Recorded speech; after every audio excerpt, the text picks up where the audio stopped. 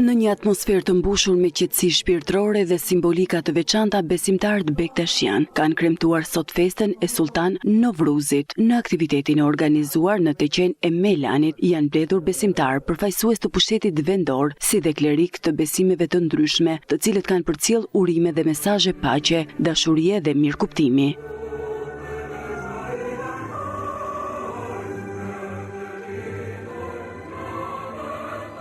Pikërisht në një ditë të tillë, kaq të veçantë, Zoti puri në gjinjën e njerëzive Aliun e Madh, e që nga kjo ditë njerëzimi pati më shumë dije, urtësi. Dhe kuptoi më shumë dhe më mirë më thellë krijuesin e tij dhe besoi në të, siç nuk kishte besuar kurrë deri në atë kohë. Pra jo më kod 22 marsi është ditë e madhe e gëzimit për të gjithë muslimanët bektashin në botën aliane në përgjithësi.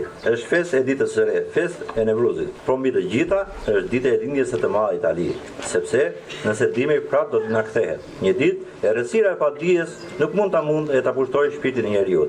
Pas ardhjes në këtë botë të Imam Aliut, veç në dashur të vetë njeriu një gjë të tillë. Pra më lejoni edhe një herë t'ju uroj me këtë rast.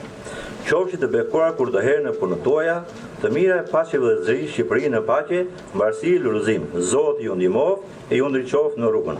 E u largoft nga çdo e ling nga ju, e ju lën njerëzi në radhë të parë, dashuri për njëri tjetrin, sepse kjo është gjëja që kemi nevojë sot më shumë se çdo gjë tjetër. Kërkoni nga Zoti, lutuni për paqe, urtësi dhe dashuri. Na ruaj nga të ligat e kësaj bote, na jap forcë, vullnet për të bërë vetëm punë të mira.